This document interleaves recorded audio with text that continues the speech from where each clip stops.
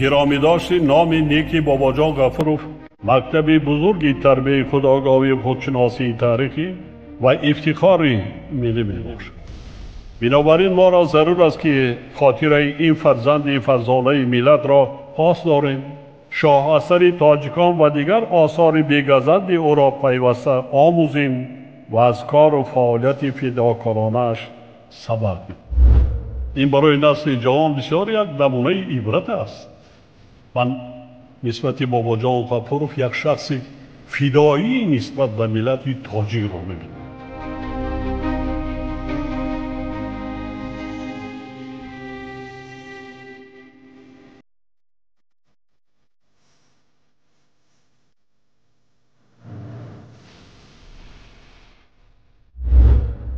درود شنونده های گرامی، به توجه شما گفتار ادبی از سلسله خوانش بدیعی از روی کتاب تاجیکان اکادمیک بابا جان غفورov، نشر مختصری علمی عاموی، راوی هنرپیشه خلقی تاجیکستان قربان صابر.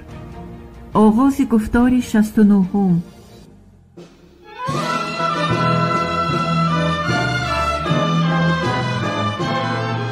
بابا جان غفورov، تاجیکان. تاریخ قدیمترین، قدیم، عصر میانه و دوره نو. شرح و توضیح مختصری علمی و عاموی. باب دوم، خلق تاجیک در هیئت دولت جانیان، عصر 17 نیمه اول عصر 18. یکم، تاریخ سیاسی، نزاع‌های بین خودی فیادالان در عصر 17.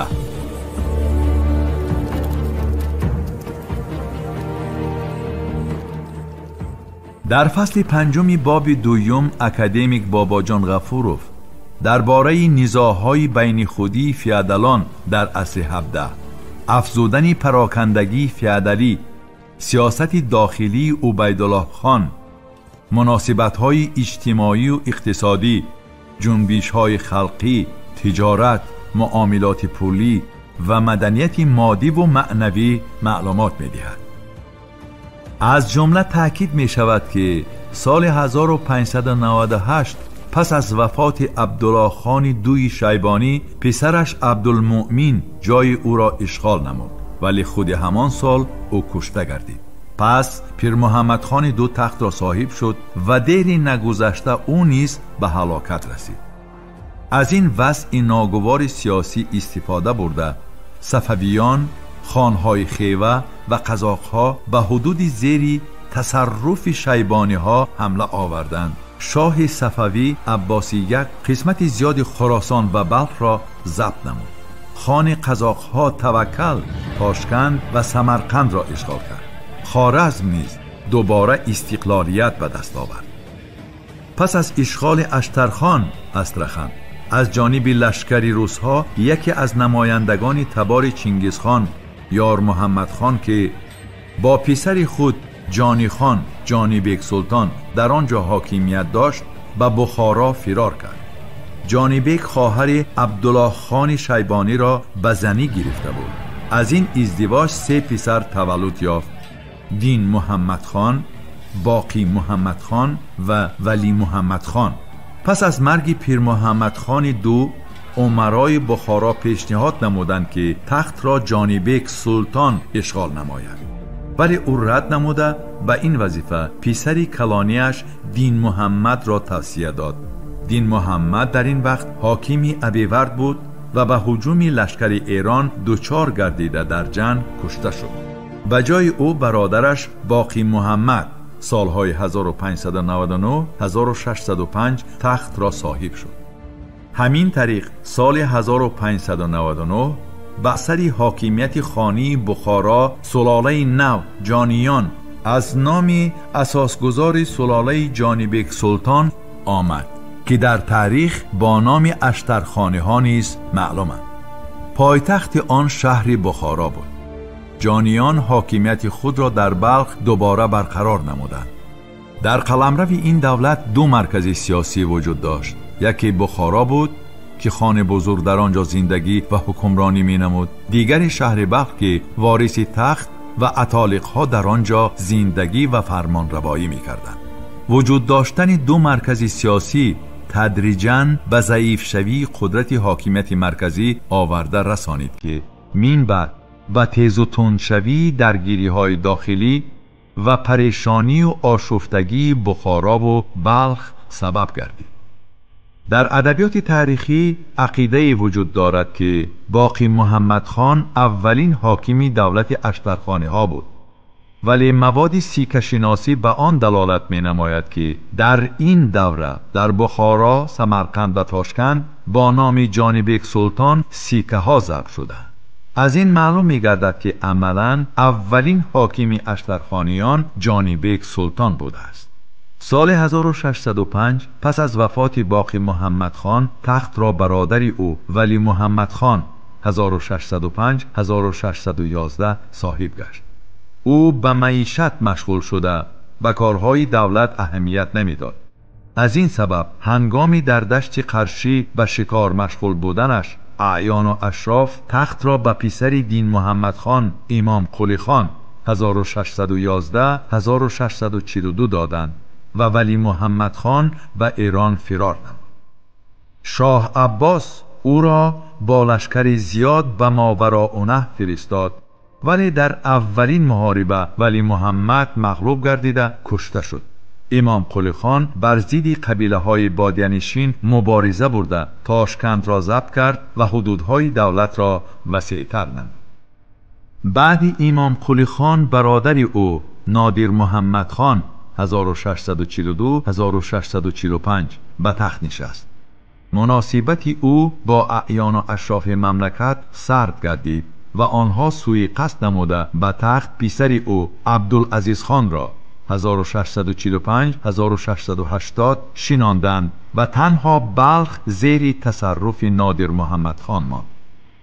پسران نادر محمد خان نیز تلاش حکومت کردند که در نتیجه در بلخ نزاع‌های خانوادگی سر زد. نادر محمد خان برای یاری به حاکمان سلاله تیموریان هند شاه جهان مراجعت نمود.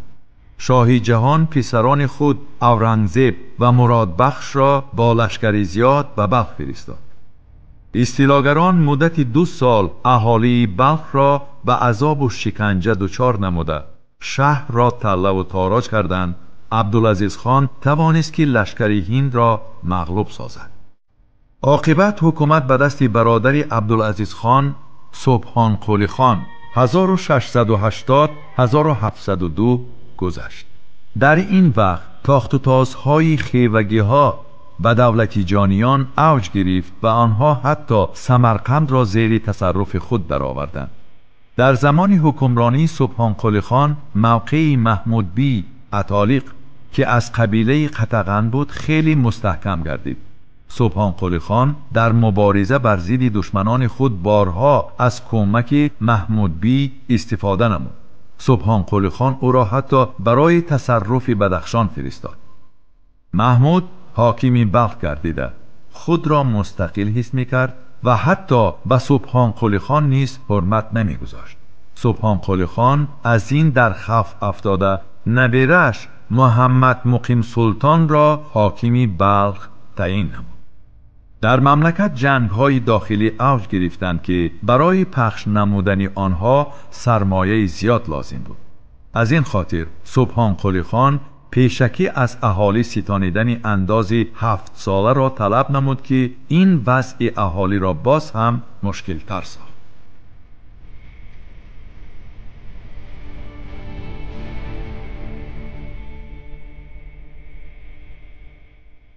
افزودن پراکندگی فیودالی، سیاست داخلی عبیدالله خان.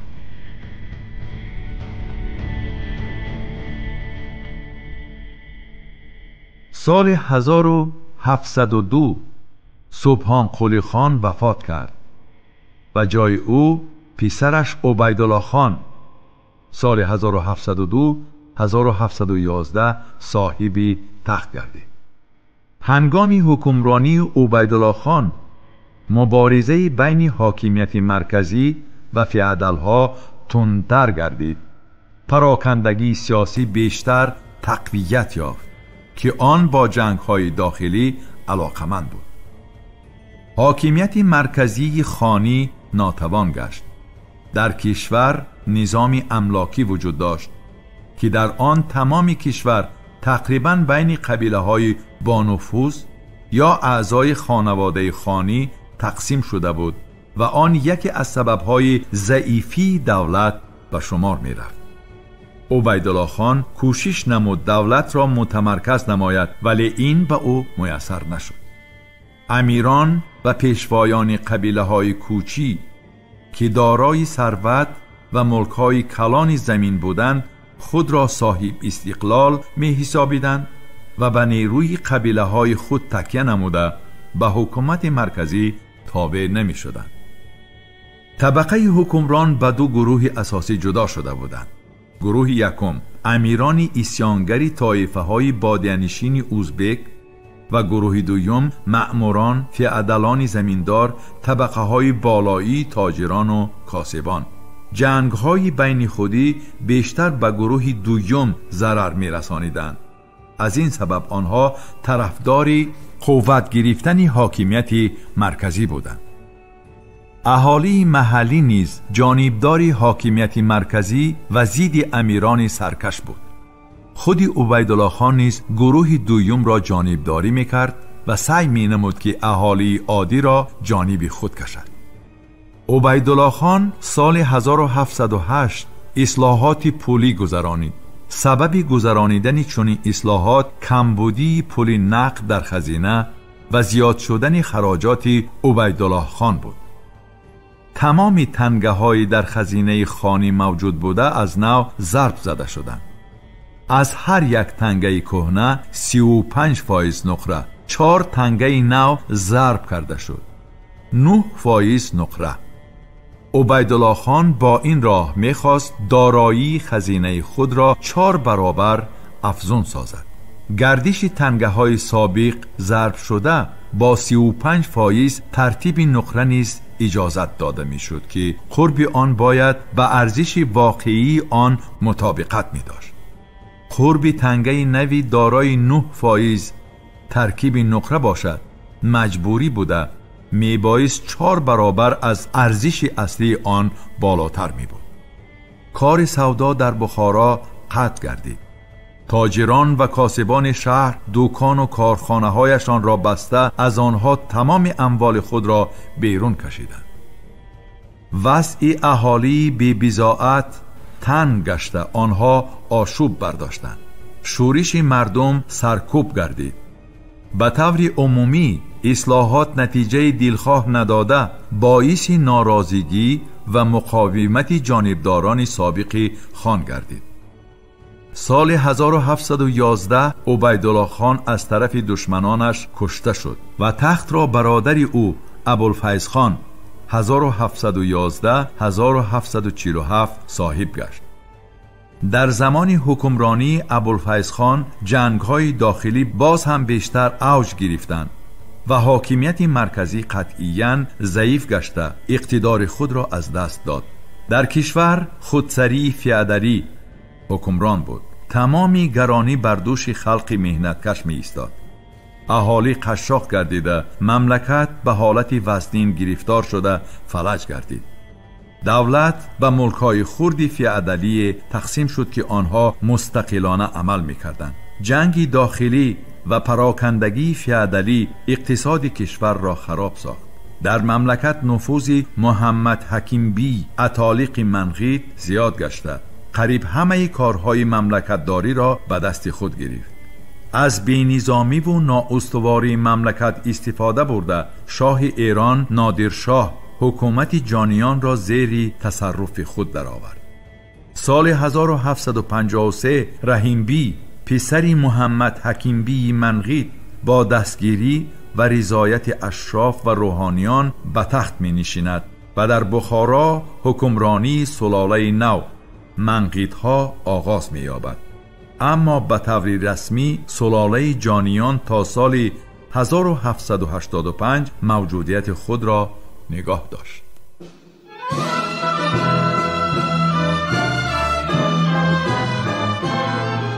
باباجان غفورов تاجیکان. تاریخ قدیمترین، قدیم، عصر میانه و دوره نو. شرح و توضیح مختصری علمی و عاموی.